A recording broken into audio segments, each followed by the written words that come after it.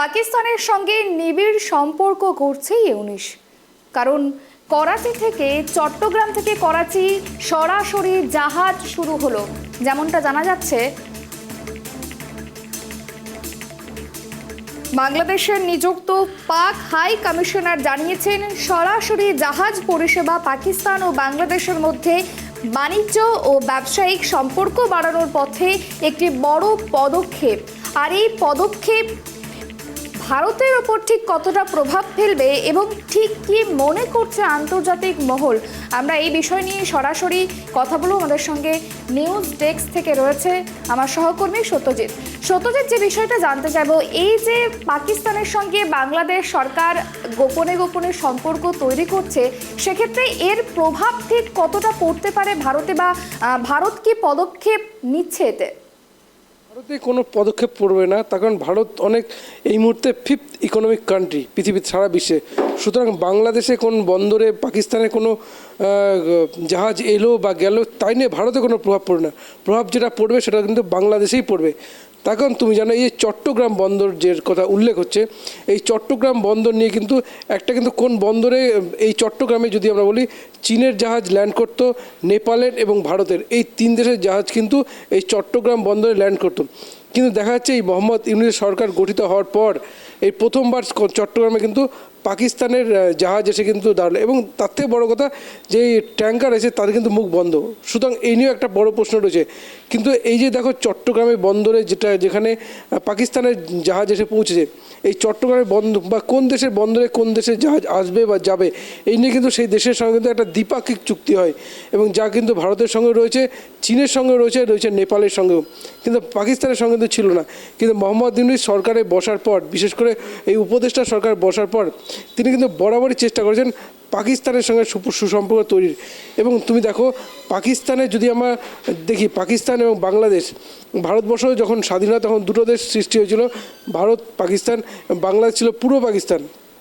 পরবর্তীতে বঙ্গবন্ধু শেখ মুজিবুর রহমান নেতৃত্বে যে মুক্তিযুদ্ধের লড়াই এবং ভারত সরকারের প্রত্যক্ষ এক সমর্থন বলা চলে, এমনকি সরাসরি যুদ্ধে ভারত দেশের অংশগ্রহণ করেছিল, যার ফলে কিন্তু নতুন দেশের জন্ম হয় বাংলাদেশ। এবং সেই বাংলাদেশে বঙ্গবন্ধু থেকে শুরু করে প্রত্যেক সরকারই চলে ভারতের সঙ্গে কিন্তু সুসম্পর্ক রেখে চলেছে।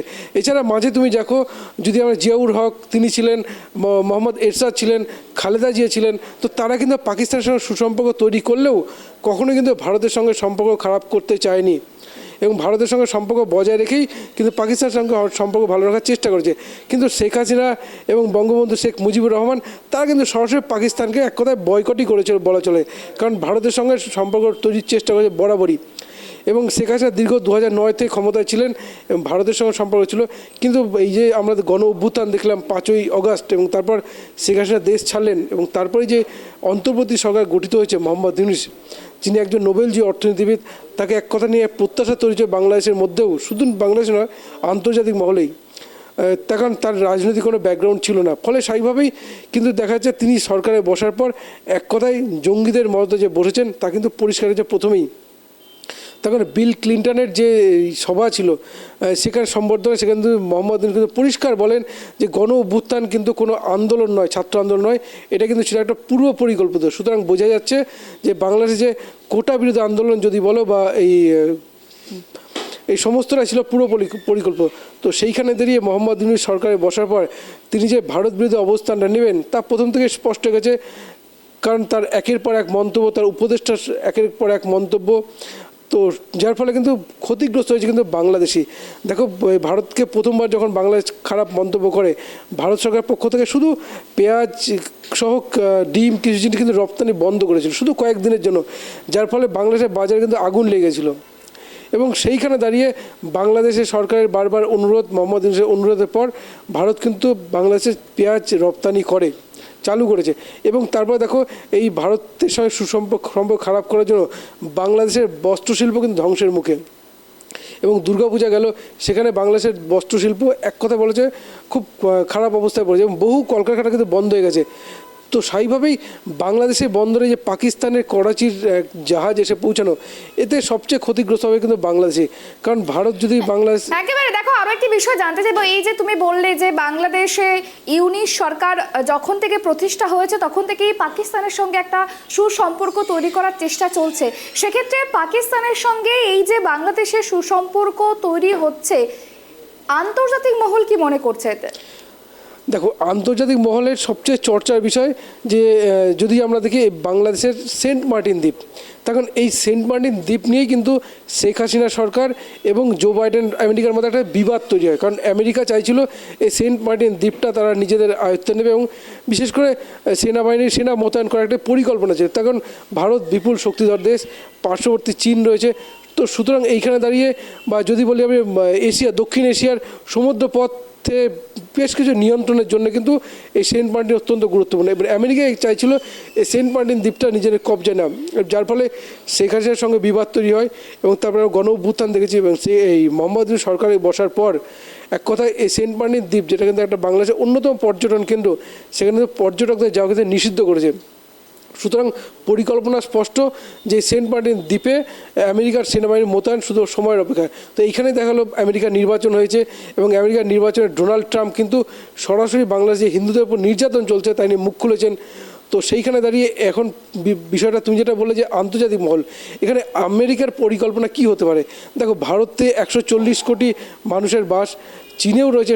সুতরাং এইখানে বিপুল এক যে ব্যবসার জায়গা, এখানে আমেরিকা কি চাইবে এই দুই দেশের সঙ্গে সম্পর্ক খারাপ করে শুধুমাত্র সেন্ট মার্টিন দ্বীপটা কবজা করার জন্য?